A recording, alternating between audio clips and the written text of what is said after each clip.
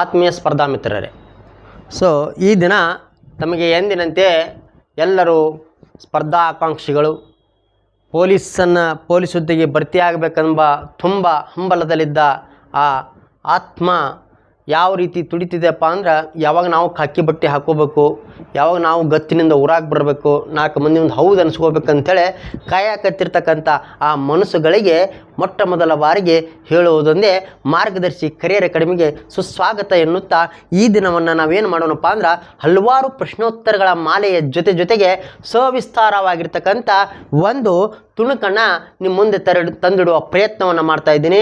ಈ ದಿನ ನಾವು ಪ್ರಾಚೀನ ಭಾರತ ಇತಿಹಾಸದಲ್ಲಿ ಯಾವ ರೀತಿ ಪ್ರಶ್ನೆಗಳನ್ನು ಕೇಳಲಾಗ್ತದ, ಆ ಪ್ರಶ್ನೆಗಳಿಗೆ ನಾವು ಉತ್ತರಗಳನ್ನು ಹೇಗೆ ಕೊಡಬೇಕಂತಕ್ಕಂಥದ್ದನ್ನು ಈ ದಿನ ನಾವು ಏನು ಮಾಡೋಣಪ್ಪ ಅಂದ್ರೆ, ಒಂದು ಸವಿಸ್ತಾರವಾಗಿರ್ತಕ್ಕಂಥ ಅಷ್ಟೇ ಪ್ರಬುದ್ಧವಾದ ಫಲವತ್ತತೆಯಿಂದ ಕೂಡಿದ ಪ್ರಶ್ನೆಗಳ ಜೊತೆಗೆ ನಾವು ಅದನ್ನು ಅರಿಸಿಕೊಳ್ಳುವ ಪ್ರಯತ್ನವನ್ನು ಮಾಡೋಣ ಎನ್ನುತ್ತಾ ಇದನ್ನು ನಾನು ಅಣಿಯಾಗ್ತಾ ಇದ್ದೇನೆ. ಮೊದಲ ಪ್ರಶ್ನೆಗೆ ಹೋಗೋಣ. ಆ ಮೊದಲ ಪ್ರಶ್ನೆ ಏನಿದೆ ಅಂತಕ್ಕಂಥದ್ದು, ಸೊ ಇಲ್ಲಿ ಮೊದಲ ಪ್ರಶ್ನೆ ಏನಿದೆಯಪ್ಪ ಅಂದ್ರೆ, ಹಲವಾರು ಬಾರಿ ಕೇಳಲ್ಪಟ್ಟ ಪ್ರಶ್ನೆ ಇದು. ಹಲವಾರು ಬಾರಿ ಯಾಕೆ ಭಾಳ ಇಂಪಾರ್ಟೆಂಟ್ ಇದು, ಭಾರತದ ಭಾಷಾ ದೃಷ್ಟಿಯಿಂದ ಬಹುಮುಖ್ಯವಾಗಿರ್ತಕ್ಕಂಥ ಗ್ರಂಥವಿದು. ಅಷ್ಟಾಧ್ಯಾಯ. ಯಾವ ಅಧ್ಯಾಯ ಇದು? ಅಷ್ಟಾಧ್ಯಾಯ ಅಂತಕ್ಕಂಥದ್ದು. ಈ ಅಷ್ಟಾಧ್ಯಾಯದ ಗ್ರಂಥದ ಕುರಿತು ನಾವು ವಿಚಾರವನ್ನು ಮಾಡಿದಾಗ ಏನಿದೆ ಅಷ್ಟಾಧ್ಯಾಯ? ಅಷ್ಟಾಧ್ಯಾಯ ಅಂದರೆ ಏನಪ್ಪ ಅಂದ್ರೆ, ಇದು ವ್ಯಾಕರಣ ಗ್ರಂಥ. ಇದು ವ್ಯಾಕರಣ ಗ್ರಂಥ. ಇವತ್ತು ಭಾಷೆಯನ್ನು ಸುವ್ಯವಸ್ಥಿತ ಅಧ್ಯಯನ ಮಾಡೋ ಶಾಸ್ತ್ರವನ್ನು ವ್ಯಾಕರಣ ಅಂತ ಕರಿತೀವಲ್ಲ, ಸಂಸ್ಕೃತದ ಭಾಷೆ ಹಿಂಗಿರಬೇಕು ಅಂತ ಹೇಳಿಕೊಟ್ಟಿದ್ದ ಮೊಟ್ಟ ಮೊದಲ ಅಧ್ಯಾಯ ಯಾವುದಪ್ಪ ಅಂದ್ರೆ ಅಷ್ಟಾಧ್ಯಾಯ. ಅಷ್ಟ ಮೀನ್ಸ್ 8 ಅಧ್ಯಾಯಗಳುಳ್ಳ ಒಂದು ಗ್ರಂಥವಿದು.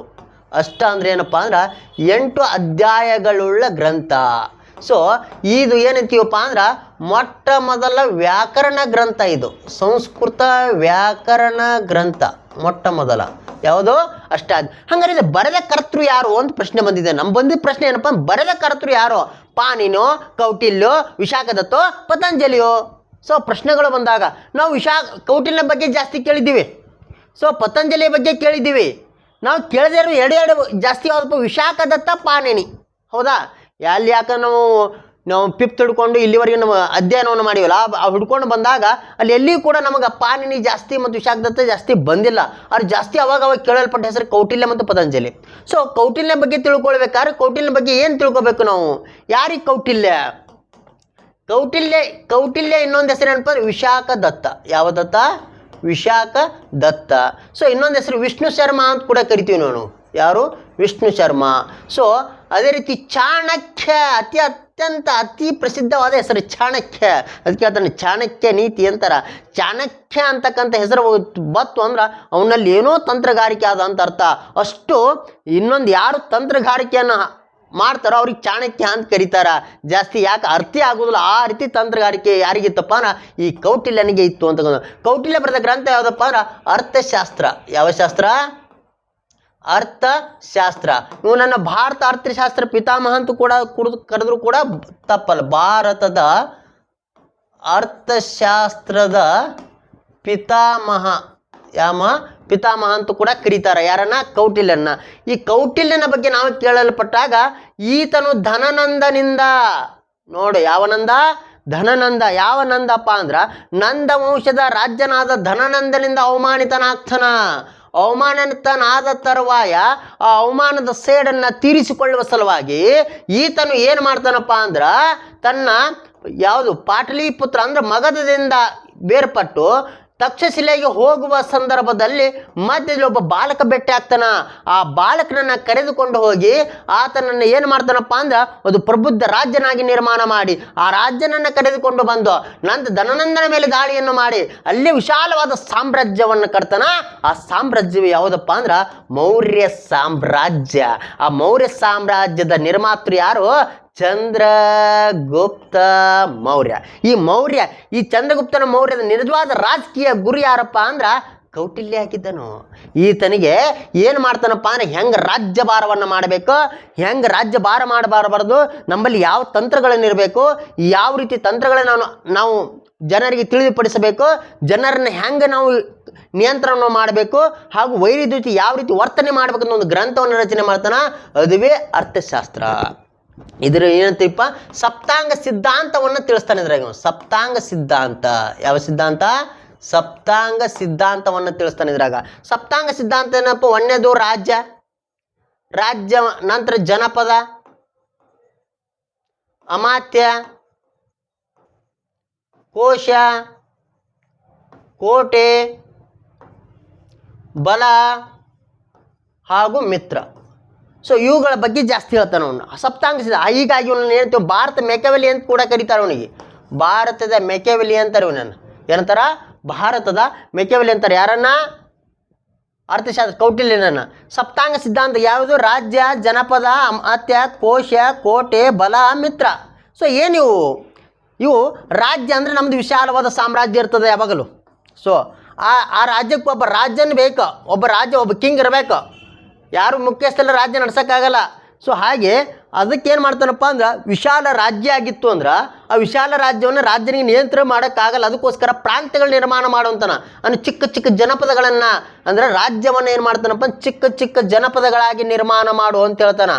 ಸೊ 4 ಭಾಗಕ್ಕೆ.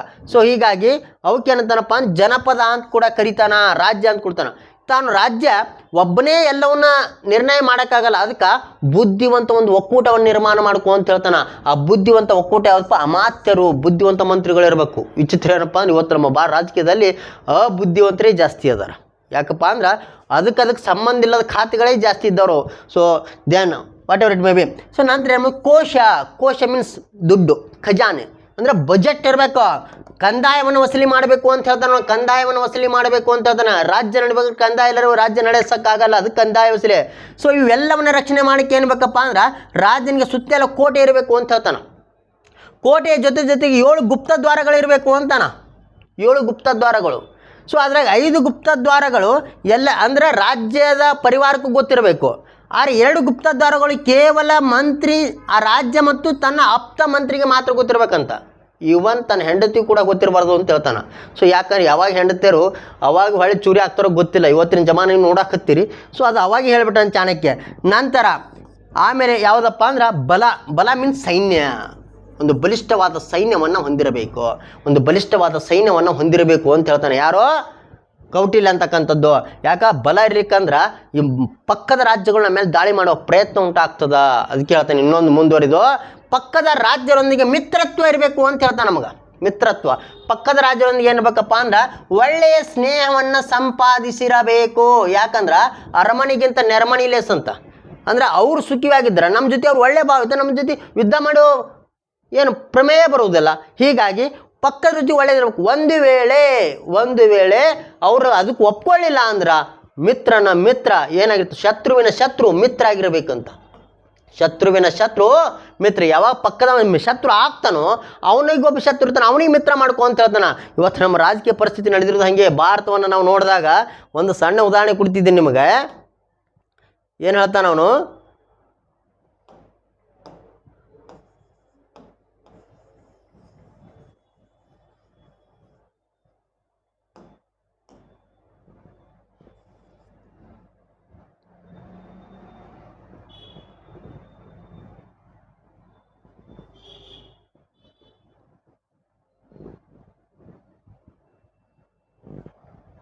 ಸೊ ಮುಂದುವರಿದು ಇವತ್ತು ನೋಡೋಣ, ಭಾರತವನ್ನು ತೆಗೆದುಕೊಡ್ರಿ ನೀವು, ಭಾಳ ದೂರ ಬೇಡ.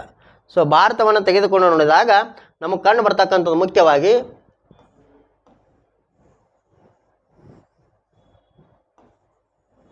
ಸೊ ಇದು ಭಾರತ.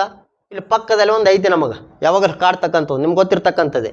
ಇದು ಪಾಕಿಸ್ತಾನ ಅಲ್ಲ, ಪಾಕಿಸ್ತಾನ ಇದು ಒಂದು ರೀತಿ. ಸೊ ಈ ಪಾಕಿಸ್ತಾನದ ಶತ್ರು ಇನ್ನೊಬ್ಬದಾನ ಇಲ್ಲಿ, ಅಫ್ಘಾನಿಸ್ತಾನ ಅಂತೇಳಿ. ಯಾವ ಸ್ಥಾನ ಇದು? ಅಫ್ಘಾನಿಸ್ತಾನ. ಈ ಅಫ್ಘಾನಿಸ್ತಾನ ಯಾರಿಗೆ ಶತ್ರು? ಪಾಕಿಸ್ತಾನ ಶತ್ರು. ಸೊ ಯಾರಿಗೆ ಮಿತ್ರು? ಭಾರತಕ್ಕೆ ಮಿತ್ರು. ಹೀಗಾಗಿ ಶತ್ರುವಿನ ಶತ್ರು ಮಿತ್ರ ಆಗಬೇಕು ಅಂತ ಸೊ ಅವಾಗೇ ಹೇಳಿಕೊಟ್ಟಾನೆ. ಇವತ್ತು ನಾವು ಅದನ್ನು ನಾವೇನು ಮಾಡ್ತೀವಪ್ಪ, ರಾಜಕೀಯವಾಗಿ ಬಳಕೆ ಮಾಡ್ಕೊಳ್ತೀವಿ. ಚಾಣಕ್ಯ ಎಷ್ಟು ಇದಾಗಿದ್ದ ಅಂತ. ಸೊ ಚಾಣಕ್ಯ ಹೇಳಿದ ಯಾವುದು? ಮುಖ್ಯವಾಗಿ ಕೌಟಿಲ್ಯ ಹೇಳಿದ್ದು ಈ ತಂತ್ರಗಳನ್ನು. ಅವನು ಬರೆದಿದ್ದು ಯಾವುದು? ಅರ್ಥಶಾಸ್ತ್ರ. ಹಂಗಾರೆ ಇಲ್ಲಿ ಅವನು ಏನಲ್ಲ ಅಂತ ಅರ್ಥ ಆಯಿತು, ಅಷ್ಟಾಧ್ಯಾಯ ಬರೆದವನು ಕೌಟಿಲ್ಯ ಅಲ್ಲ. ನಂತರ ವಿಶಾಖದತ್ತ. ಯಾವ ದತ್ತ? ವಿಶಾಖದತ್ತ. ಇವನ ಬಗ್ಗೆ ನಾವು ತಿಳ್ಕೊಬೇಕಾದ್ರೆ ಇವನು ಯಾವುದ್ರ ಬಗ್ಗೆ ಹೇಳ್ತಾನಪ್ಪ ಅಂದ್ರೆ ಮೌರ್ಯ ಸಾಮ್ರಾಜ್ಯದ ಕಥೆ ಆಧಾರಿತ ಯಾವುದಪ್ಪ ಅಂದ್ರೆ ಮುದ್ರಾ ರಾಕ್ಷಸ. ಯಾವ ರಾಕ್ಷಸ? ಮುದ್ರಾ ರಾಕ್ಷಸ. ಈ ಮುದ್ರಾ ರಾಕ್ಷಸದ ಏನು ಹೇಳ್ತಾನಪ್ಪ ಅಂದ್ರೆ ಮುದ್ರಾ ರಾಕ್ಷಸ ಮುಖ್ಯವಾಗಿ ನಾವು ನೋಡಬೇಕಾಗಿದ್ದು. ಸೊ ಇದು ವಿಶೇಷ ಏನಪ್ಪ ಮುದ್ರಾ ರಾಕ್ಷಸದ ಬಗ್ಗೆ ಅಂದ್ರೆ ಸ್ತ್ರೀ ಪಾತ್ರವನ್ನು ಹೊಂದಿರದ ಏಕೈಕ ನಾಟಕ. ನೋಡು, ಒಂದೇ ಒಂದು ಸ್ತ್ರೀ ಪಾತ್ರ ಇಲ್ಲ ಅಂತ ಈ ಪಿಕ್ಚರ್ ಹಿಟ್ ಆಗೋದು ಅಸಾಧ್ಯ. ಸೊ ಸ್ತ್ರೀ ಪಾತ್ರವನ್ನು ಹೊಂದಿರದ ಏಕೈಕ ನಾಟಕ ಯಾವುದಪ್ಪ ಅಂದ್ರೆ ಅದು ಮುದ್ರಾ ರಾಕ್ಷಸ. ಯಾರು ಬರೆದಿದ್ದು? ವಿಶಾಖ ದತ್ತ. ಸೊ ಇದಕ್ಕೂ ಅದಕ್ಕೂ ಸಂಬಂಧ ಇಲ್ಲ ಅಂತಾಯಿತು.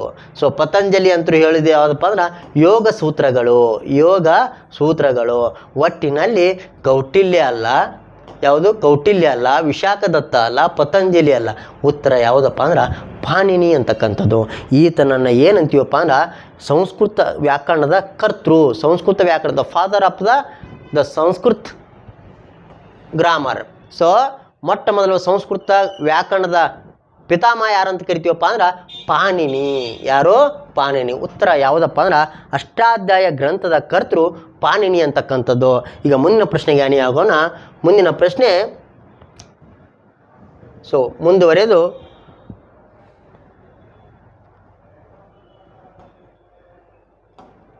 ಮುಂದಿನ ಪ್ರಶ್ನೆಯಲ್ಲಿ ಆರ್ಯರು ಮಧ್ಯ ಏಷ್ಯಾದಿಂದ ಬಂದವರು ಎಂದು ಯಾವ ಚಿಂತಕರು ಹೇಳಿದರು? ನಮ್ಗೆ ಆಗಲೇ ಏನು ಮಾಡಿದ್ವಿ, ಎ ಸಿ ದಾಸ ಅಂತ. ಡಾಕ್ಟರ್ ಎ ಸಿ ದಾಸರೇ ಸಪ್ತ ಸಿಂಧು ಸರಸ್ವತಿಯ ಬಗ್ಗೆ ನಮ್ಮ ಕಲ್ಪನೆಯನ್ನು ಕೊಡ್ತಾರ. ಸಪ್ತ ಸಿಂಧು ಅಂದರೆ ಯಾವುದಪ್ಪ ಅಂದ್ರೆ ಇವತ್ತಿನ ಸಿಂಧು, ಸರಸ್ವತಿ, ಜೇಲಮ, ಜೀನಾಬ, ರಾವಿ, ಬಿಯಾಸ, ಸಟ್ಲಜ. ಸೊ ಈ ಒಟ್ಟು ನದಿಗಳು ಅಂದರೆ ಸಿಂಧು ಅಂತಕ್ಕಂಥ ನದಿ ಇವತ್ತು ನಾವು ನೋಡ್ತೀವಿ ಅತಿ ಹೆಚ್ಚು ಎಲ್ಲಿ ಹರಿಲಿಕ್ಕತ್ತದಪ್ಪ ಅಂದ್ರೆ ಇದು ಮುಖ್ಯವಾಗಿ ಇವತ್ತಿನ ಪಾಕಿಸ್ತಾನದಾಗೆ ಅರ್ಧ ಭಾಗಶಃ ಹರಿಲಿಕ್ಕತ್ತಿದ್ದು. ಸೊ ಸರಸ್ವತಿ ಅಂತಕ್ಕಂಥ ನದಿ ಎಲ್ಲಿಯಾದ್ರಿ ಅಂತ ನನಗೆ ಕೇಳಕ್ಕೆ ಹೋಗ್ಬೇಡ್ರಿ, ಇದು ಗುಪ್ತಗಾಮಿನಿ, ಆಗಿನ ಕಾಲಕ್ಕೆ ಬತ್ತಿ ಹೋಗಿರ್ತಕ್ಕಂಥ ನದಿ. ಆದ್ರೆ ಕೆಲವು ವಿದ್ವಾಂಸರು ಏನು ಹೇಳ್ತಾರಪ್ಪ ಅಂದ್ರೆ ಇವತ್ತಿನ ಗಗ್ಗರ್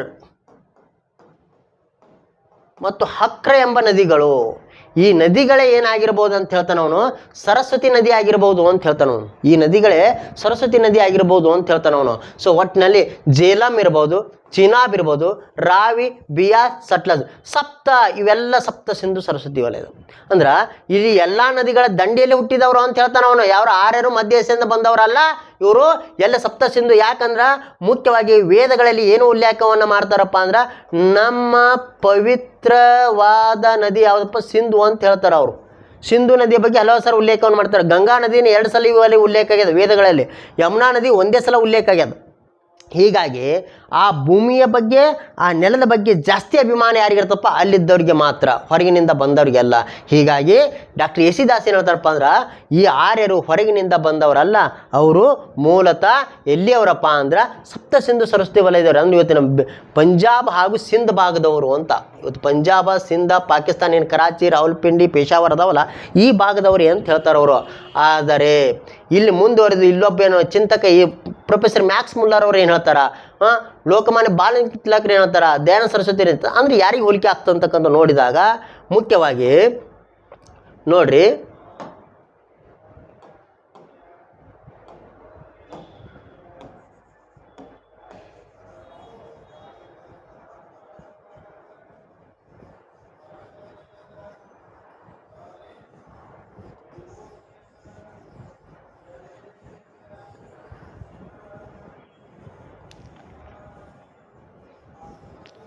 ಸೊ ಇಲ್ಲಿ ನಾವು ನೋಡ್ಬೇಕಾದ್ರೆ ಮುಂದಿನ ಏನಪ್ಪ ಅಂದ್ರೆ ಲೋಕಮಾನ್ಯ ತಿಲಕರು ಏನು ಹೇಳ್ತಾರಪ್ಪ ಅಂದ್ರೆ, ಲೋಕಮಾನ್ಯ ತಿಲಕರು ಹೇಳಿರ್ತಕ್ಕಂಥ ವ್ಯಾಖ್ಯಾನಗಳನ್ನು ನಾವು ನೋಡಿದಾಗ ಇಲ್ಲಿ ಲೋಕಮಾನ್ಯ ತಿಲಕರು ಇವರೊಂದು ಇದು ಕೊಡ್ತಾರೆ, ಕಾನ್ಸೆಪ್ಟ್ ಕೊಡ್ತಾರೆ ಆರ್ಯರ ಬಗ್ಗೆ. ಆರ್ಯರು ಸಪ್ತ ಸಿಂಧು ಸರಸ್ವತಿ ವಲಯದವರು ಅಲ್ಲ, ಇವರು ಮಧ್ಯ ಏಷ್ಯಾದವರು ಅಲ್ಲ, ಇವರು ಮುಖ್ಯವಾಗಿ ಎಲ್ಲಿದಪ್ಪ ಆರ್ಕಟಿಕ್ ಪ್ರದೇಶ ಅಂತ. ಈ ಭೂಮಿ ಐತಲ್ಲ ಹಿಂಗ, ಈ ಭೂಮಿಯ ಕೊನೆ ಇಲ್ಲಿರ್ತದಲ್ಲಿ, ಈ ಭಾಗದಿಂದ ಬಂದವರು ಅಂತ ಹೇಳ್ತಾರೆ, ಧ್ರುವ ಪ್ರದೇಶದಿಂದ. ಯಾಕೆ ಹಂಗೆ ಹೇಳ್ತಾರೆ ಅಂದ್ರೆ ಅವ್ರದ್ದು ಒಂದು ಕಾನ್ಸೆಪ್ಟ್, ವೇದಗಳನ್ನ ನಿರ್ಮಾಣ ಮಾಡಬೇಕಾದ್ರೆ, ವೇದಗಳನ್ನ ಪಠಣ ಮಾಡಬೇಕಾದ್ರೆ ಅದಕ್ಕೆ 6 ತಿಂಗಳ ಹಗಲರೇ ಇರಬೇಕು, 6 ತಿಂಗಳ ರಾತ್ರಿ ಇರಬೇಕು ಅಂತ ಅವ್ರ ಕಾನ್ಸೆಪ್ಟ್. 6 ತಿಂಗಳ ಹಗಲ, 6 ತಿಂಗಳು ರಾತ್ರಿ ಇರಬೇಕು ಅಂತ. ಅದು ಯಾಕೋ ಗೊತ್ತಿಲ್ಲ. ಸೊ ಹೀಗಾಗಿ 6 ತಿಂಗಳು ಹಗಲ, 6 ತಿಂಗಳು ರಾತ್ರಿ ಅಂತ ಧ್ರುವ ಪ್ರದೇಶಗಳಲ್ಲೇ. ಹೀಗಾಗಿ ಇಲ್ಲಿಂದೇ ಬಂದವರು ವೇದಗಳ ರಚನೆ ಮಾಡ್ಯಾರ ಅಂದ್ರೆ ಇವರು ಇಲ್ಲಿಂದೇ ಬಂದವರು ಅಂತ ತಿಲಕರು ಹೇಳ್ತಾರ. ಅದು ಅಷ್ಟು ಸಮಂಜಸವಾಗದೇ ಇರದೇ ಇರ್ತಕ್ಕಂಥದ್ದು. ಸೊ ಮುಂದುವರೆದು ದಯಾನಂದ ಸರಸ್ವತಿ ಏನು ಮಾಡ್ತಾರ, ಇವ್ರು ಯಾವ ಕಾನ್ಸೆಪ್ಟ್ ಕೊಡ್ತಾರಪ್ಪ ಅಂದ್ರೆ ಮುಖ್ಯವಾಗಿ ಈ ಭಾರತದ ನೋಡ್ರಿ, ಈ ಭಾರತದ ಈ ಭಾಗ ಅಂದರೆ ಟಿಬೆಟ್, ಟಿಬೆಟ್ ಭಾಗದಿಂದ ಬಂದವರು ಅಂತ ಹೇಳ್ತಾರೆ. ಟಿಬೆಟ್ ಅಂದ್ರೆ ಇವತ್ತಿನ ಕೈಲಾಸ ಪರ್ವತ ಇರ್ಬೋದು, ನಮ್ಮೆಲ್ಲ ಪವಿತ್ರವಾದ ಕ್ಷೇತ್ರಗಳಿರ್ತಕ್ಕಂಥ ಮಾನಸರೋವರ ಇರ್ಬೋದು, ನಂತರ ಇರ್ತಕ್ಕಂಥ ಲಾಲಾಮರನಾಥ್ ಏನೇ ಇದ್ರು ನೋಡಿ ಹಿಮಾಲಯ ತಪ್ಪಲಿನಲ್ಲೇ ನೋಡ್ತೀವಿ ನಾವು. ನಮ್ಮ ಪವಿತ್ರವಾಗಿರ್ತಕ್ಕಂಥ ಅತಿ ಹೆಚ್ಚಿನ ದೇವಾಲಯಗಳನ್ನ ಅಲ್ಲೇ ನೋಡ್ತೀವಿ. ಹೀಗಾಗಿ ಮುಖ್ಯವಾಗಿ ಇಲ್ಲೇ ನಮ್ಮ ದೇವಾಲಯಗಳಿರೋದ್ರಿಂದ ಇದೇ ಭಾಗದಿಂದ ಬಂದವರು ಅಂತ ಯಾರು ಹೇಳ್ತಾರಪ್ಪ ಅಂದ್ರೆ ದಯಾನಂದ ಸರಸ್ವತಿ ಹೇಳ್ತಾರೆ. ಇದಕ್ಕಿಂತ ಮುಂದೆ ಹೊರದು ಏನು ಹೇಳ್ತಾರಪ್ಪ ಅಂದ್ರೆ ಪ್ರೊಫೆಸರ್ ಮ್ಯಾಕ್ ಮುಲ್ಲರ್ ಅವರು, ಜರ್ಮನಿಯ ಇತಿಹಾಸಕಾರ ಇವರು, ಭಾರತವರಲ್ಲ. ಭಾರತಕ್ಕೆ ಬಂದು ಜರ್ಮನಿಯನ್ನು ಕಲಿತಿರ್ತಕ್ಕಂಥ ಮ್ಯಾಕ್ಸ್ ಮುಲ್ಲರ ಸಂಸ್ಕೃತವನ್ನು ಓದಿ ಸಂಸ್ಕೃತದ ಗ್ರಂಥಗಳನ್ನು ಅರ್ಥ ಮಾಡ್ಕೊಂಡು ಏನು ಮಾಡ್ತಾನಪ್ಪ ಅಂದ್ರೆ ಭಾರತದ ಬಗ್ಗೆ ಒಂದು ಭಾಷೆಯನ್ನು ಬರೀತಾನ, ಭಾರತದ ಬಗ್ಗೆ ಅತಿ ಒಂದು ಇತಿಹಾಸವನ್ನು ನಿರ್ಮಾಣ ಮಾಡ್ತಾನ. ಒಂದು ಜಗತ್ತಿನಲ್ಲಿ ದೊಡ್ಡ ಅದ್ಭುತವಾದ ಮಾತು ಹೇಳ್ತಾನ, ನನ್ನ ಯಾವಾಗ ಯುರೋಪಿನ ರಾಷ್ಟ್ರವು ಗಿಡದ ಮೇಗಿನ ಮಂಗ್ಯಗಳಾಗಿದ್ದು, ಯಾವತ್ತಿನ ಯುರೋಪಿನ ರಾಷ್ಟ್ರದವರು ತಮ್ಮ ಬಟ್ಟೆಗಳ ಬದಲಾಗಿ ಈ ಗಿಡದ ಎಲೆಗಳನ್ನು ಕಟ್ಟಿಕೊಳ್ತಿರೋ ಅವತ್ತ ಒಂದು ದೇಶದಲ್ಲಿ ವಿಶ್ವವಿದ್ಯಾಲಯಗಳ ನಿರ್ಮಾಣವಾಗಿದ್ದು, ಒಂದು ದೇಶದಲ್ಲಿ ವಿದ್ಯಾಲಯಗಳಿದ್ದು, ಗುರುಕುಲಗಳಿದ್ದು ಅಂದ್ರೆ ಅದನ್ನು ನನ್ನ ಕೈ ಯಾಕಡೆ ಮಾಡ್ತದಪ್ಪ ಅಂದ್ರೆ ಅದು ಭಾರತದ ಕಡೆ ಅಂತ ಹೇಳ್ತಿದ್ದ ಪ್ರೊಫೆಸರ್ ಮ್ಯಾಕ್ಸ್ ಮುಲ್ಲರ್ ಅವರು. ಸೊ ಹೀಗಾಗಿ ಇವ ಏನು ಹೇಳ್ತಾನಪ್ಪ ಅಂದ್ರೆ ಇವನ ಕಾನ್ಸೆಪ್ಟ್ ಏನಪ್ಪ ಅಂದ್ರೆ ಆರ್ಯರು ಮಧ್ಯ ಏಷ್ಯಾದಿಂದ ಬಂದವರು ಅಂತ ಹೇಳ್ತಾನ ಅವನು. ಹೆಂಗೆ ಹೇಳ್ತಾನೆ, ಇದಕ್ಕೇನು ಆಧಾರ ಕೊಡ್ತಾನೆ ಅವನು, ಸುಮ್ಮನೆ ಒಪ್ಪಿಕೊಳ್ಳುವಂಥದ್ದಲ್ಲ. ಒಂದು ಯಾವುದಾದ್ರೂ ಚಿಂತನೆಯನ್ನು ಮಾಡಿವಿ ಅಂದ್ರೆ, ಯಾವುದಾದ್ರೂ ಅಭಿಪ್ರಾಯಗಳನ್ನು ಹೊರಗಡೆ ಹಾಕಿದೀವಿ ಅಂದ್ರೆ ಅದಕ್ಕೆ ಸೂಕ್ತವಾದ ದಾಖಲೆಗಳನ್ನು ಕೊಡಲೇಬೇಕು. ನೀನು ಅದಕ್ಕೆ ಆಧಾರಗಳಿಟ್ಟಿಕೊಳ್ಳದೆ ಏನನ್ನ ಮಾತನಾಡುವಂತಿಲ್ಲ. ಒಂದು ಉದಾಹರಣೆ, ನೀವು ಯಾರ ಬಗ್ಗೆ ಅಪಪ್ರಚಾರ ಮಾಡೋದಕ್ಕೆ ಆಧಾರ ಇಲ್ಲ, ಅಪಪ್ರಚಾರ ಮಾಡೋದಿಲ್ಲ. ಯಾರಿಗೆ ಟೀಕೆ ಮಾಡ್ಬೇಕಾದ್ರೆ ಆಧಾರ ಇಲ್ಲ, ಟೀಕೆ ಮಾಡುವಂತಿಲ್ಲ. ಸುಮ್ಕೆ ಬಾಯಿಗೆ ಬಂದ ಏನಾದಕ್ಕೆ ನಿಮ್ಮೆಲ್ಲ ಮಾನಷ್ಟ ಮೊಕದ್ದಮೆ ಕೂಡ ಆಗ್ತದೆ ಅಂತಕ್ಕಂಥದ್ದು. ಸೊ ಇದೇ ಅರ್ಥದಲ್ಲಿ ಒಬ್ಬ ವ್ಯಕ್ತಿ ಏನು ಹೇಳ್ತಾನಪ್ಪ ಅಂದ್ರೆ ಇವ್ರು ಏನು ಕಾನ್ಸೆಪ್ಟ್ ಕೊಡ್ತಾರ, ಮುಖ್ಯವಾಗಿ ಇವ್ರ ಕಾನ್ಸೆಪ್ಟ್ ಏನಾದ್ರು ನೋಡಿದಾಗ ನಮಗೆ ನೋಡೋಣ ಇವರು ಯಾವ ರೀತಿ ಹೇಳಿಕೆಗಳನ್ನು ಕೊಡ್ತಾರಪ್ಪ ಅಂದ್ರೆ, ಈತನು ಏನು ಹೇಳ್ತಾನ, ಆರ್ಯರು ಬೇರೆ ಎಲ್ಲಿಂದ ಬಂದವರಲ್ಲ, ಇವರು ಮಧ್ಯ ಏಷ್ಯಾದಿಂದ ಬಂದವರು ಅಂತ ಹೇಳ್ತಾನ. ಮಧ್ಯ ಏಷ್ಯಾ ಅಂದ್ರೆ ಯಾವುದು ಇವತ್ತಿಂದು ನಾವು ಏಷ್ಯಾದ ಒಂದು ಮ್ಯಾಪನ್ನು ತೆಗೆದುಕೊಂಡು ನೋಡೋಣ. ಏಷ್ಯಾದ ಮ್ಯಾಪಿನ ಆಧಾರಿತವಾಗಿ ಹೋದಾಗ ನಮಗೆ ಕಂಡು ಬರ್ತಕ್ಕಂಥ ಮಧ್ಯ ಏಷ್ಯಾ ಎಲ್ಲಿದ್ದು.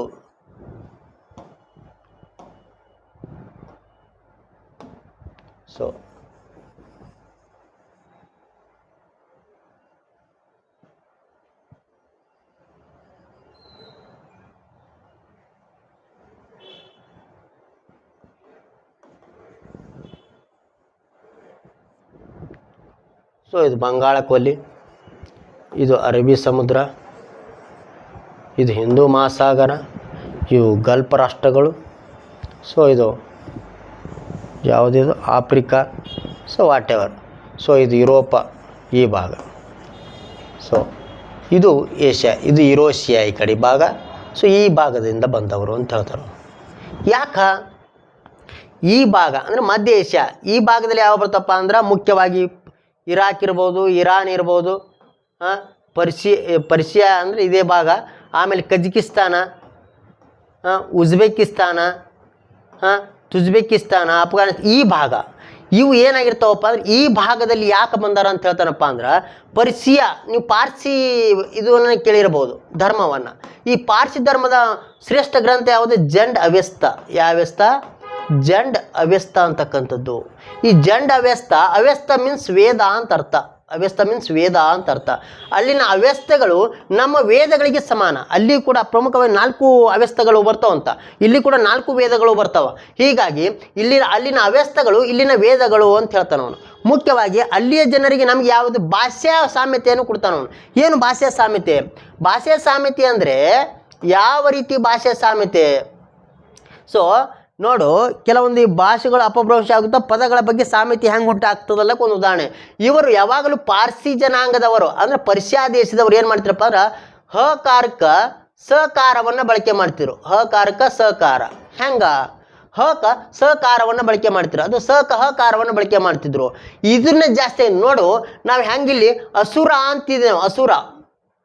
ಅಸುರ ಅಂದರೆ ಅಲ್ಲಿ ಏನಂತಾರಪ್ಪ ಅಂದ್ರೆ ಅಹುರ ಅಂತ ಕರೀತಾರಂತವ್ರು. ಅಹುರ ಅಸುರ.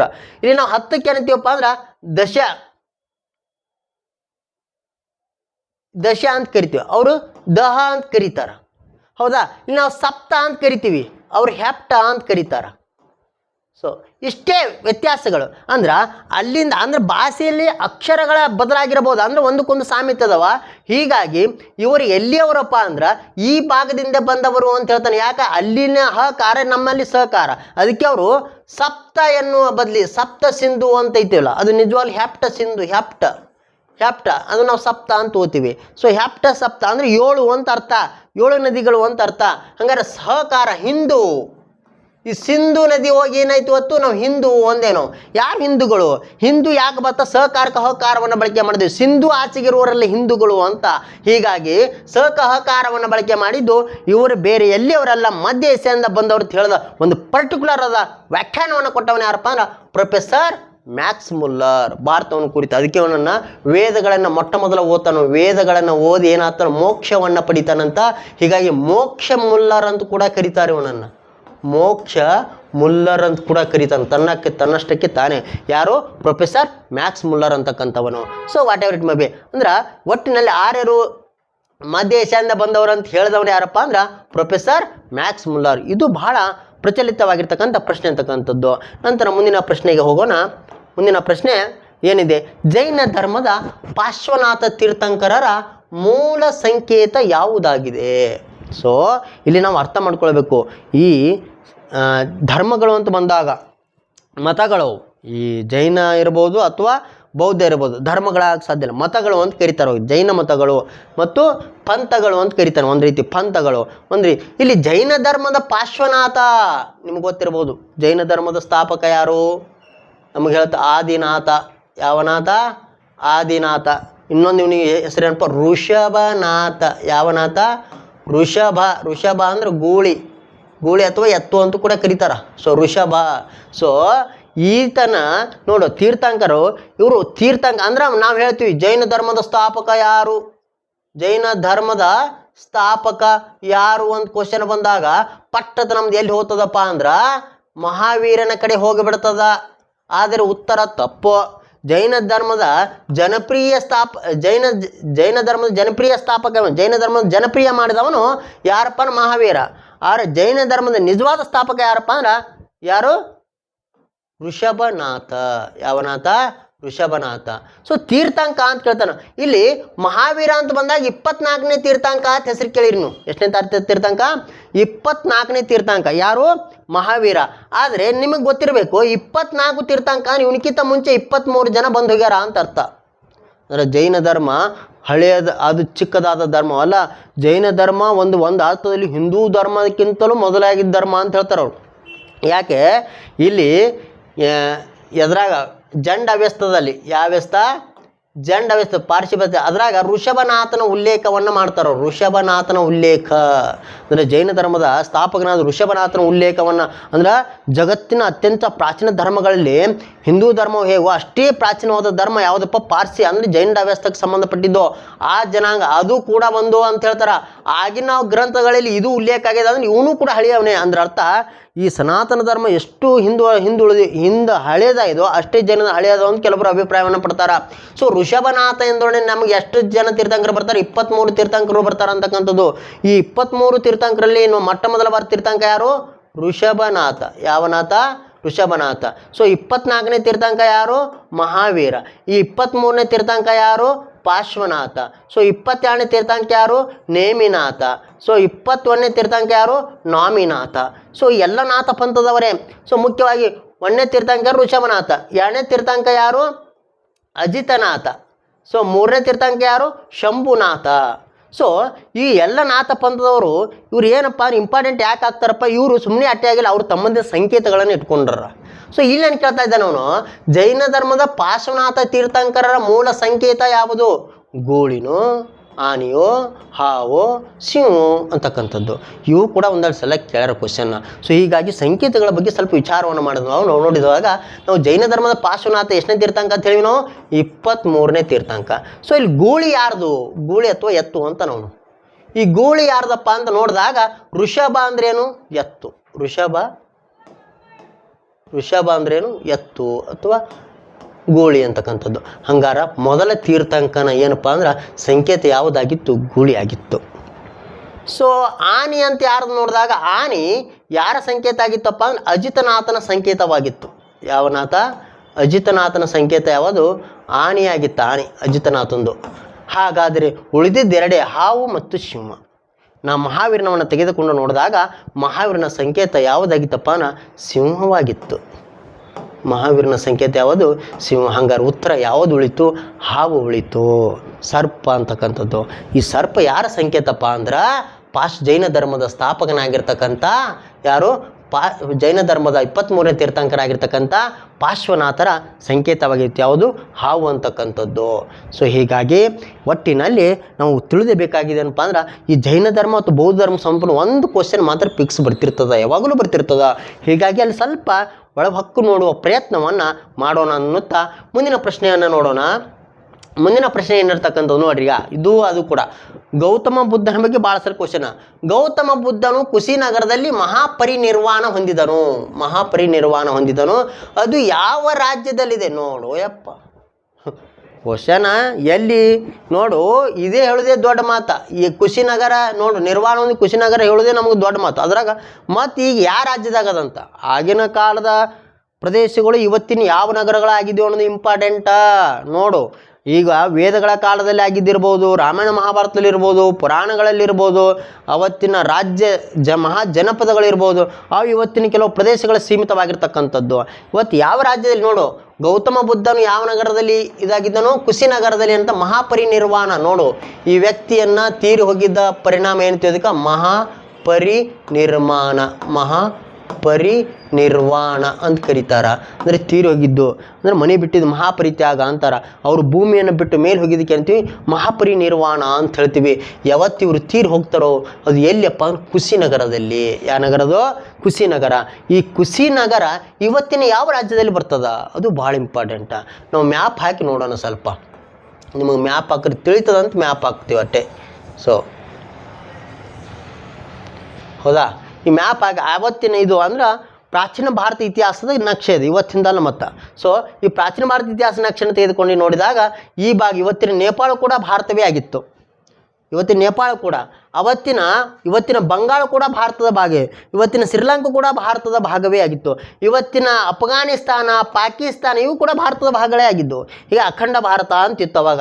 ಸೊ ಒಟ್ಟಿನಲ್ಲಿ ಕುಶಿನಗರ ಎಲ್ಲಿ ಬರ್ತದಪ್ಪ ಅಂದ್ರೆ ಈ ಭಾಗದಲ್ಲಿ ಬರ್ತದೆ ಕುಶಿನಗರ. ಯಾವ ಭಾಗ? ಕುಶಿನಗರ. ಅಂದ್ರೆ ನಾವು ಭಾರತ ನಕ್ಷೆನ ತೆಗೆದುಕೊಂಡು ನೋಡಿದಾಗ ಕುಶಿನಗರ ಯಾವ ರಾಜ್ಯಕ್ಕೆ ಸಂಬಂಧಪಡ್ಬೋದು ಅಂತ ನೋಡಿದಾಗ ನಾವು ನೋಡ್ರಿ ಇವೆಲ್ಲ ನೋಡಿಲ್ಲ. ಹೌದಾ, ಈ ಭಾಗ ಅಂದ್ರೆ ಒಂದು ರೀತಿ ಉತ್ತರ ಪ್ರದೇಶವಾಗಿರಬಹುದು. ಹೌದು ತಾನೆ? ಸೊ ಇದೆಲ್ಲ ಮಧ್ಯಪ್ರದೇಶ, ಇದು ರಾಜಸ್ಥಾನ, ಇದು ಗುಜರಾತ, ಇದು ಹರಿಯಾಣ, ಇದು ದೆಹಲಿ, ಇದು ಉತ್ತರಾಖಂಡ. ಸೊ ಈ ಭಾಗ ಅಂದ್ರೆ ಉತ್ತರ ಪ್ರದೇಶ ಆಗಿರಬಹುದು. ನೋಡಿ ಮಧ್ಯದಲ್ಲಿ ಬಂದ್ರೆ ಮಧ್ಯಪ್ರದೇಶ ಆಗ್ತಿತ್ತು, ಮಧ್ಯದಲ್ಲಿ ಬರಲಿಲ್ಲ, ಅದು ಕೊನೆ ನೋಡಿ ಇಲ್ಲಂತ ಬಂದ್ರೆ ಬಿಹಾರ ಆಗ್ತಿತ್ತು, ಇಲ್ಲಿ ಬರಲಿಲ್ಲ. ಸೊ ಇಲ್ಲಿ ಬಂದದಂದ್ರೆ ಉತ್ತರ ಯಾವುದಪ್ಪ ಅಂದ್ರೆ ಉತ್ತರ ಪ್ರದೇಶ ಅಂತಕ್ಕಂಥದ್ದು. ಸೊ ಯಾಕಂದ್ರೆ ಒಂದು ರೀತಿ ನಮ್ಗೆ ಯಾಕೆ ಕನ್ಫ್ಯೂಸ್ ಆಗ್ತದಪ್ಪ ಅಂದ್ರೆ ಈ ಎಲ್ಲ ಭಾಗದಲ್ಲಿ ತಿರುಗಾಡ್ಯಾನ ನಾವು. ಯಾರೋ ಬುದ್ಧ ತಿರುಗಾಡಿದ ಪ್ರಮುಖ ಕ್ಷೇತ್ರಗಳು ಯಾವಪ್ಪ ಅಂದ್ರೆ ಮುಖ್ಯವಾಗಿ ಅವನು ಹುಟ್ಟಿದ್ದು ಲುಂಬಿನಿ ವನ, ನೇಪಾಳ ನೆನಪಿರ್ಬೇಕು, ಹತ್ತಿರದಲ್ಲಿ ಕಪಿಲವಸ್ತು, ಆಮೇಲೆ ಸಾರನಾಥ, ಆಮೇಲೆ ಉರವೇಲು. ಯಾಕಪ್ಪ ಉರವೇಲು ಯಾಕೆ ಇಂಪಾರ್ಟೆಂಟ್? ಸುಜಾತ ಎಂಬ ಹೆಣ್ಣು ಮಗಳಿಂದ ಏನು ಮಾಡ್ತಾನಪ್ಪ ಅಂದ್ರೆ ಪಾಯಸವನ್ನು ಸ್ವೀಕಾರ ಮಾಡಿ ನಿರಂಜನಮ್ಮ ನದಿಯಲ್ಲಿ ಏನು ಮಾಡ್ತಾನಪ್ಪ ಅಂದ್ರೆ ಸ್ನಾನವನ್ನು ಮಾಡಿ ಮತ್ತೆ ಹೋಗಿ ಏನಂತಾನೆ ಧ್ಯಾನಾಸಕ್ತನಾಗ್ತಾನೆ ಬಿಹಾರದ ಗಯಾ ಎಂಬಲ್ಲಿ. ಹೌದಾ, ಇಲ್ಲಿ ಬಿಹಾರ ಒಳಗೆ ಗಯಾ ಅದ, ಕುಶಿನಗರ ಇಲ್ಲ. ಉತ್ತರ ಪ್ರದೇಶ ಏನು ಬರ್ತದೆ? ಕುಶಿನಗರ ಬರ್ತದೆ. ಮಧ್ಯಪ್ರದೇಶ ಸಾಂಚಿ ಇರ್ಬೋದು, ಸಾರನಾಥ ಇರ್ಬೋದು. ಸೊ ಸಾರನಾಥ ಕೂಡ ಎಲ್ಲಿ ಬರ್ತದೆ? ಉತ್ತರ ಪ್ರದೇಶದಲ್ಲಿ. ಸಾರನಾಥ ಮೊದಲ ಪ್ರವಚನ ಕೊಟ್ಟಿದ್ದು ಎಲ್ಲಿಪ್ಪ? ಸಾರನಾಥದ ಜಿಂಕೆಯವನ ಮೊದಲ ಪ್ರವಚನ ಯಾವುದು? ಸಾರನಾಥದ ಜಿಂಕೆಯ ವನದಲ್ಲಿ ಏನು ಮಾಡ್ತಾನೆ? ಮೊದಲ ಪ್ರವಚನವನ್ನು ನೀಡ್ತಾನೆ. ಸೊ ನಂತರ ಬಿಹಾರದ ಗಯಾ ಎಂಬಲ್ಲಿ ಏನಾಗ್ತಾನೆ? ಧ್ಯಾನಾಸಕ್ತನಾಗಿ ಮೊದಲ ಬಾರಿಗೆ ತನ್ನ ಜ್ಞಾನವನ್ನು ಪಡಿತಾನೆ. ಅವತ್ತೇ ಅವ ಏನಾಗ್ತಾನೆ? ಗೌತಮ ಬುದ್ಧನಾಗ್ತಾನ. ಅದಕ್ಕಿಂತ ಮುಂಚೆ ಸಿದ್ಧಾರ್ಥ ಇದ್ದ. ಬುದ್ಧ ಅಂದರೆ ಎಲ್ಲವನ್ನು ತಿಳಿದವನು, ಎಲ್ಲವನ್ನು ಬಲ್ಲವನು. ಯಾವತ್ತು ತನ್ನ 35ನೇ ವಯಸ್ಸಿನಲ್ಲಿ ಏನಾಗ್ತದೆ? ಜ್ಞಾನೋದಯ ಆಗ್ತದೆ. ಹೀಗಾಗಿ ಇದನ್ನು ಗೌತಮ ಬುದ್ಧ ಅಂತ ಕರೆಸ್ಕೊಳ್ತಾನೆ. ಸೊ ಹೀಗಾಗಿ ಯಾವುದು ಬಿಹಾರದ ಗಯಾ ಎಂಬಲ್ಲಿ. ಸೊ ಆಂಧ್ರ ಪ್ರದೇಶಕ್ಕೆ ಅವನು ಬಂದೇ ಇಲ್ಲ ಅಂತಕ್ಕಂಥದ್ದು. ಆದರೆ ಆಂಧ್ರ ಪ್ರದೇಶದಲ್ಲಿ ಅವನಿಗೆ ಸಂಬಂಧಪಟ್ಟ ಅಮರಾವತಿ ಎಂಬಲ್ಲಿ ಅಂತಪ್ಪ ಬೌದ್ಧ ಸ್ತೂಪವನ್ನು ನೋಡಬಹುದು. So whatever it may be. So ನಮಗೆ ಬೇಕಾಗಿದೆ ಯಾವುದಪ್ಪ ಅಂದ್ರೆ ಮುಖ್ಯವಾಗಿ ಮಧ್ಯಪ್ರದೇಶನೋ ಬಿಹಾರ್ನೋ ಉತ್ತರ ಪ್ರದೇಶ. ಉತ್ತರ ಯಾವುದಪ್ಪ ಅಂದ್ರೆ ಉತ್ತರ ಪ್ರದೇಶ. ಉತ್ತರ ಯಾವುದು? ಉತ್ತರ ಪ್ರದೇಶ ಅಂತಕ್ಕಂಥದ್ದು. ಸೊ ಇವ್ರ ಬಗ್ಗೆ ಹಲವಾರು ಸಲ ಕ್ವಶನ್ ಕೇಳಿರ್ತಾರೆ. ದಯವಿಟ್ಟು ಅದ್ರ ಬಗ್ಗೆ ಜಾಸ್ತಿ ಒತ್ತನ್ನು ಕೊಟ್ಟು ಓದ್ತಕ್ಕಂಥದ್ದು. ಸೊ ಮುಂದಿನ ಪ್ರಶ್ನೆಗೆ ಏನೇ ಆಗೋಣ. ಮುಂದಿನ ಪ್ರಶ್ನೆ ಏನಿದೆ? ಮಗಧ ಮಹಾಜನಪದದ ರಾಜಧಾನಿ ಯಾವುದಾಗಿತ್ತು? ನೋಡಿ, ಮಗಧದ ನೋಡು ಮಹಾ ಜನಪದಗಳು ಬಂದು ಇನ್ನು ಹೆಸರೇ ಕೇಳಿಲ್ಲ. ಚಂಪಾ, ವಾರಣಾಸಿ, ರಾಜ್ಯಗ್ರಹ, ಮಥುರಾ. ಏನಿದು ಮಗಧ ಅಂದರೆ ಯಾವುದು? ಎಲ್ಲಿ ಬರ್ತದ? ಮಗಧ ಮಹಾಜನಪದ ರಾಜಧಾನಿ ಯಾವುದಾಗಿತ್ತು? ನೋಡು ಎಷ್ಟು ಡೀಪ್ ಹೋಗ್ತಾನವನು. ಸೊ ಮುಖ್ಯವಾಗಿ ನಾವು ಹಳೆಯ ಇತಿಹಾಸವನ್ನು ಕೆಣಕಿ ನೋಡಿದಾಗ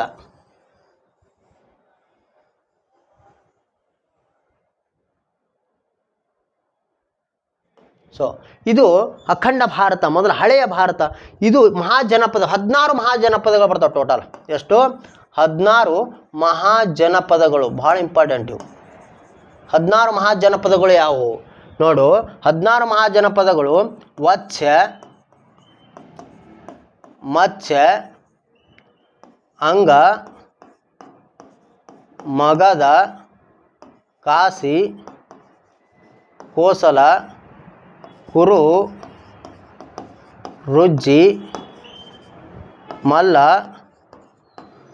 ಛೇದಿ, ಸುರಸೇನ, ಅಸ್ಸಕ, ಅವಂತಿ,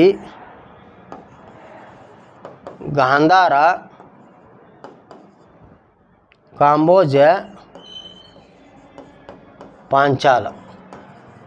ಸೊ ಇವು 16 ಮಹಾಜನಪದಗಳು. ಈ 16 ಮಹಾಜನಪದಗಳು ಎಲ್ಲೆಲ್ಲಿದ್ದವಪ್ಪ? ಸುಮ್ಮನೆ ನಾವು ಒಂದು ಕಣ್ಣಾಡಿಸೋಣ.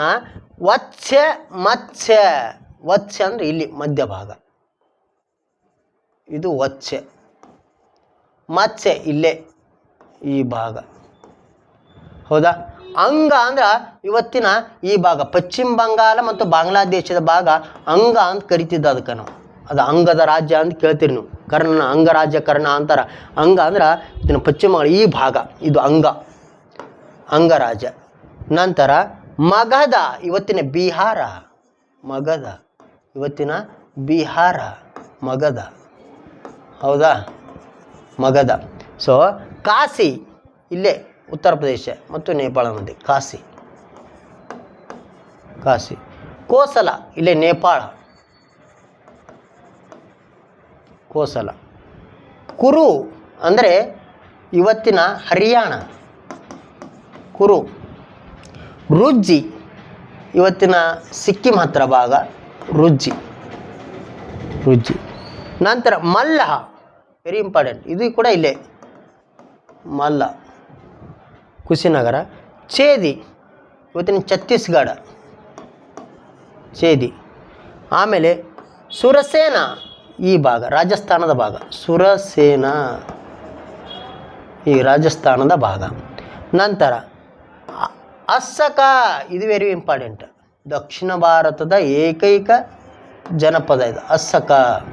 ಸೊ ಗಾಂಧಾರ, ಆವಂತಿ ಮಾಳ್ವ ಪ್ರದೇಶ, ಗುಜರಾತ, ಮಧ್ಯಪ್ರದೇಶ ಹಾಗೂ ಮಹಾರಾಷ್ಟ್ರದ ಮಧ್ಯೆ ಆವಂತಿ. ಆಮೇಲೆ ಗಾಂಧಾರ ಪಶ್ಚಿಮ ಬಂಗ, ಇದು ಅಫ್ಘಾನಿಸ್ತಾನ. ಅಂದರೆ ಅವತ್ತಿನ ಗಾಂಧಾರ ಇವತ್ತಿನ ಕಂದಹಾರ, ಗಾಂಧಾರ, ಹೌದಾ? ಆಮೇಲೆ ಗಾಂಧಾರ, ಕಾಂಬೋಜ ಇದೇ ಭಾಗ, ಕಾಶ್ಮೀರ ಇವತ್ತಿನ ಈ ಕಾಶ್ಮೀರ ಈ ಭಾಗ ಯಾವುದು? ಕಾಂಬೋಜ. ಸೊ ಉತ್ತರಾಖಂಡ ಅಂದರೆ ಯಾವುದಪ್ಪ ಅಂದರೆ ಪಾಂಚಾಲ. ಸೊ ಇವೆಲ್ಲ ಏನಾಗಿದೆಪ್ಪ 16 ಮಹಾಜನ. ಈ ಹೆಂಗೆ 28 ರಾಜ್ಯಗಳದಾವೋ ಅವಾಗ 16 ಮಹಾಜನಪದಗಳಿದ್ವು ಅಂತ. ಸೊ ಇವಕ್ಕೆ ತನ್ನದೇ ಆಗಿರ್ತದೆ, ತಮ್ಮ ಪ್ರತಿಯೊಂದಕ್ಕೂ ತನ್ನದೇ ರಾಜಧಾನಿಗಳು ಕೂಡ ಇದ್ದವು. ಸೊ ಸುಮ್ಮನೆ ಅಲ್ಲ, ಅವ ಏನು ಕೇಳ್ತಾನ, ಈ ಮಗಧ ಮಹಾಜನಪದದ ರಾಜಧಾನಿ ಯಾವುದಾಗಿತ್ತು? ಮಗಧ ಇವತ್ತಿನ ಬಿಹಾರದ ಭಾಗ, ಉತ್ತರ ಪ್ರದೇಶ ಬಿಹಾರದ ಮಧ್ಯದ ಭಾಗವನ್ನು ಮಗಧ ಅಂತ ಕೂಡ ಕರೀತಾರೆ ಅವರು. ಸೊ ಹೀಗಾಗಿ ಮಗಧ ಅಂತಕ್ಕಂಥದ್ದು ನಾವು ನೋಡಿದಾಗ ಮಗಧದ ರಾಜಧಾನಿ ಯಾವುದಾಗಿತ್ತು? ನಾವು ಒಂದೊಂದಾಗಿ ನೋಡಿದಾಗ ಮುಖ್ಯವಾಗಿ ಯಾವುದು? ವತ್ಸ್ಯ, ಹೌದು, ವತ್ಸ್ಯ, ಮತ್ಸ್ಯ. ಸೊ ಆಮೇಲೆ ಅಂಗ, ಮಗಧ, ಹೌದಾ, ಕಾಶಿ, ಕೋಸಲ, ಕುರು, ರುಜ್ಜಿ. ಸೊ ಈಗ ತನ್ನದೇ ಆಗಿರ್ತಕ್ಕಂಥ ರಾಜಧಾನಿ ಮತ್ಸ್ಯ ವಿರಾಟನಗರ, ಮತ್ಸ್ಯ ವಿರಾಟನಗರ. ಅಂಗ ಚಂಪ, ಮಗಧ ರಾಜ್ಯಗ್ರಹ ಬತ್ ನೋಡಿ, ರಾಜ್ಯಗ್ರಹ. ಕಾಶಿ ವಾರಣಾಸಿ, ವಾರಣಾಸಿ. ಕೋಸಲ ಕೋಸಂಬಿ. ಕುರು ಇಂದ್ರಪ್ರಸ್ಥ, ಇಂದ್ರಪ್ರಸ್ಥ. ರುಜ್ಜಿ ವೈಶಾಲಿ. ಆಮೇಲೆ ವತ್ಸ್ಯ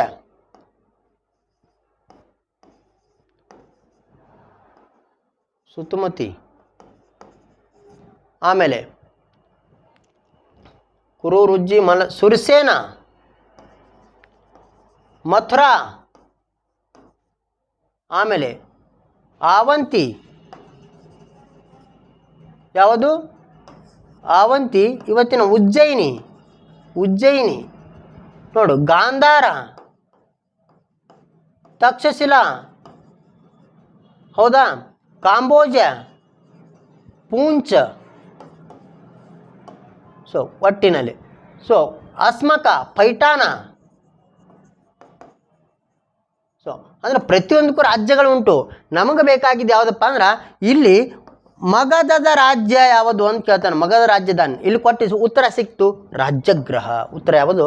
ರಾಜ್ಯಗ್ರಹ. ಇಲ್ಲಿ ನೋಡ್ರಿ ಅವನ್ ಕೇಳ್ತಾನೆ ಚಂಪ ಅಂತರೂ ಅಂಗದು, ಚಂಪ ಅಂಗದು. ವಾರಣಾಸಿ ಕಾಶಿದು, ವಾರಣಾಸಿ ಕಾಶಿದ್ದು. ಮಥುರಾ ಸುರಸೇನ, ಮಥುರಾ ಸುರಸೇನ. ಹಂಗೆ ರಾಜ್ಯಗ್ರಹ ಯಾವುದು? ಮಗಧ ಅಂತಕ್ಕಂಥದ್ದು. ಮಗಧದ ರಾಜಧಾನಿ ಯಾವುದಾಗಿತ್ತು? ರಾಜ್ಯಗ್ರಹ ಆಗಿತ್ತು. ಹೀಗಾಗಿ ಜನಪದಗಳು ಕೂಡ ಭಾಳ ಇಂಪಾರ್ಟೆಂಟ್ ಆಗ್ಯಾವ. ಕೆಲವೊಂದು ಸಲ ಒತ್ತಿ ಕ್ವಶನ್ ಕೇಳುವ ಪ್ರಯತ್ನವನ್ನು ಮಾಡ್ಯಾನ. ಹೀಗಾಗಿ ಈ 16 ಮಹಾಜನಪದಗಳ ಬಗ್ಗೆ ನಮಗೆ ಅರಿವಿರಬೇಕು ಅಂತಕ್ಕಂಥದ್ದು. ಸೊ ಮುಂದುವರೆದು ಮುಂದಿನ ಪ್ರಶ್ನೆಗೆ ಆಗೋಣ. ಮುಂದಿನ ಪ್ರಶ್ನೆ ಏನು ಹೇಳ್ತಾನೆ, ಮೌರ್ಯರ ಆಡಳಿತದಲ್ಲಿ ಕೃಷಿ ಇಲಾಖೆಯ ಉಸ್ತುವಾರಿಯನ್ನು ನೋಡಿಕೊಳ್ಳುವವನಿಗೆ ಹೀಗೆಂದು ಕರೆಯುತ್ತಿದ್ದರು.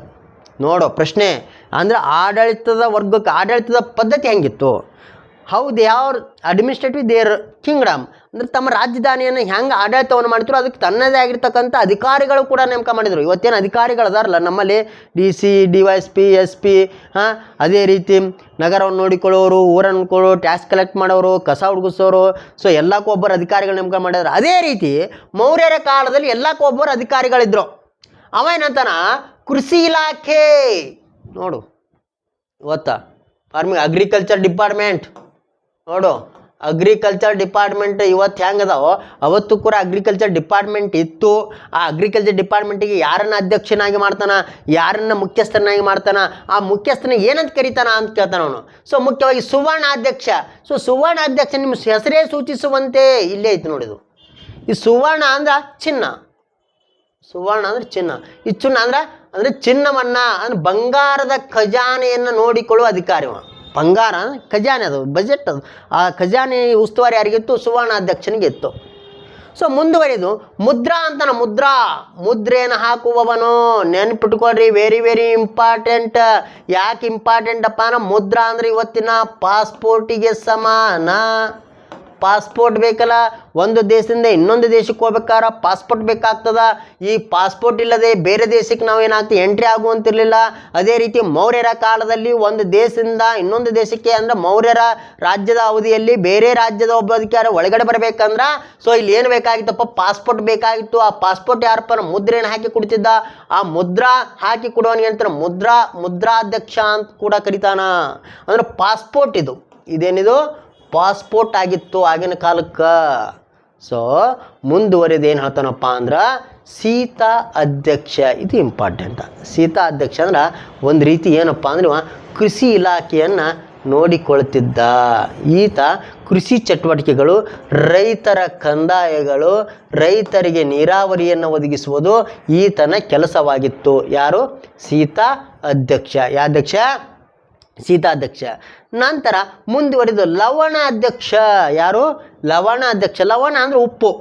ಲವಣ ಅಂದ್ರೆ ಉಪ್ಪು. ನೋಡು, ಆಗಿನ ಕಾಲಕ್ಕೆ ಉಪ್ಪಿಗೆ ಒಬ್ಬ ಅಧಿಕಾರಿ ಇದ್ದ. ಉಪ್ಪನ್ನು ಹೆಂಗೆ ಕೊಡಬೇಕು, ಎಲ್ಲಿ ತಯಾರು ಮಾಡಬೇಕು, ಜನರಿಗೆ ಹೆಂಗೆ ತಲುಪಿಸ್ಬೇಕು, ಉಪ್ಪಿನ ಮೇಲಿನ ಒಬ್ಬ ಅಧಿಕಾರಿ ಇದ್ದ.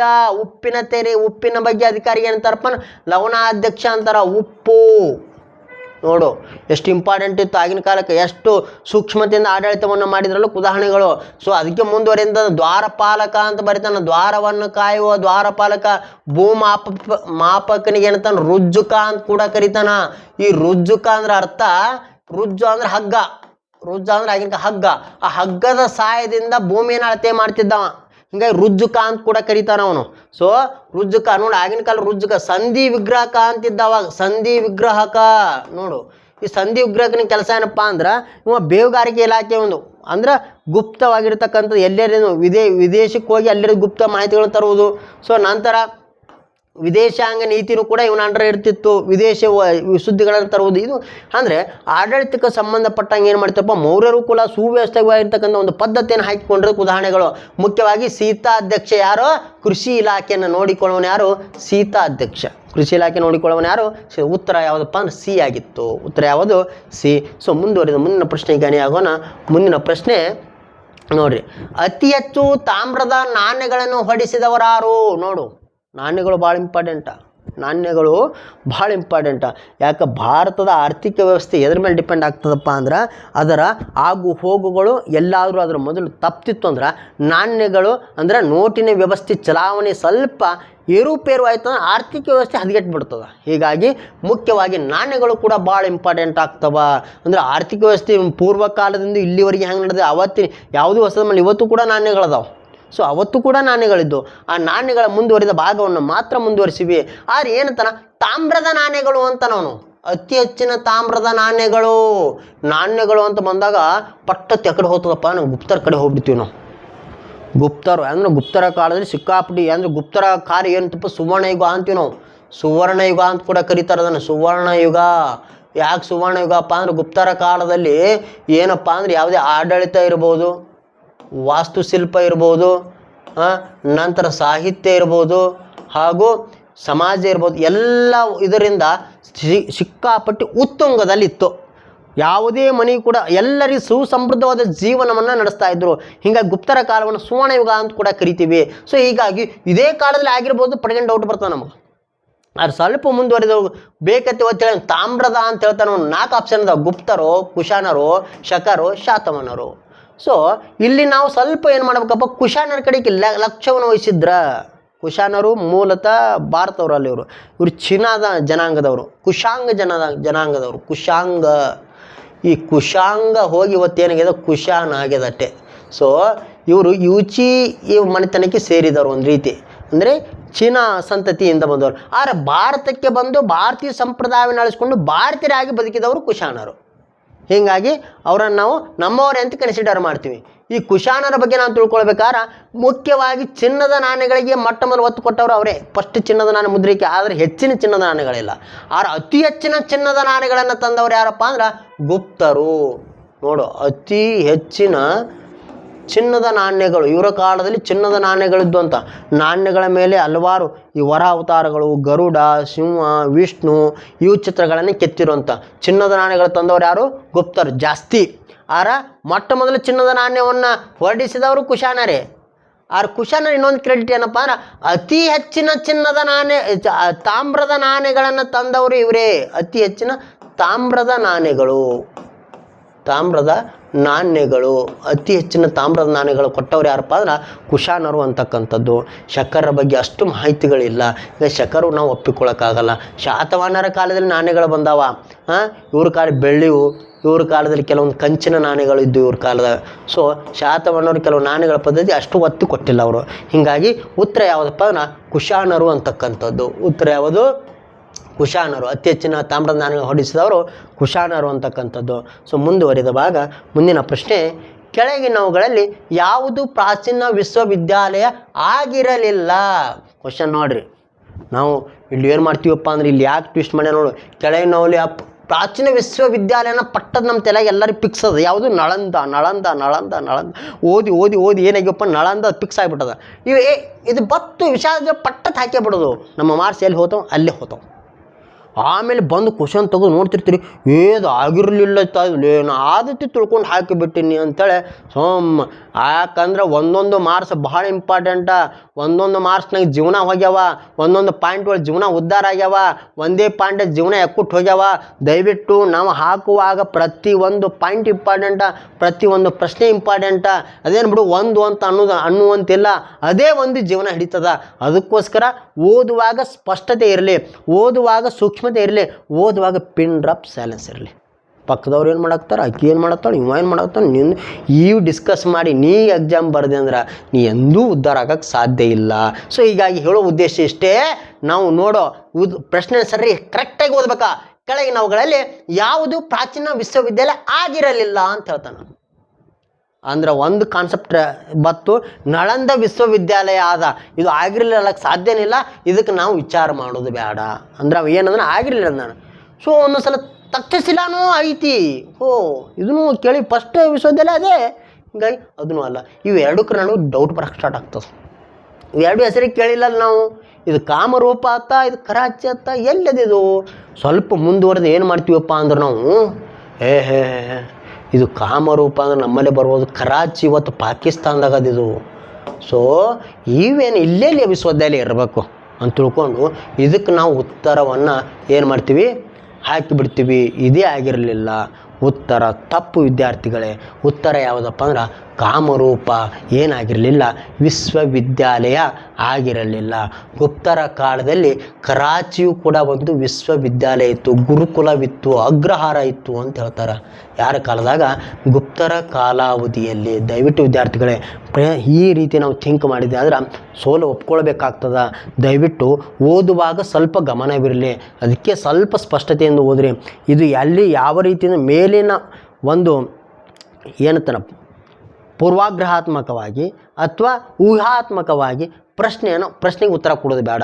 ಸ್ಪಷ್ಟತೆ ಒಂದು ಅಥೆಂಟಿಕ್ವಾಗಿ ಉತ್ತರವನ್ನು ಹುಡುಕಾಡಿ ಕೊಟ್ಟಿದ್ರೆ ಯಶಸ್ಸು ನಿಶ್ಚಿತ.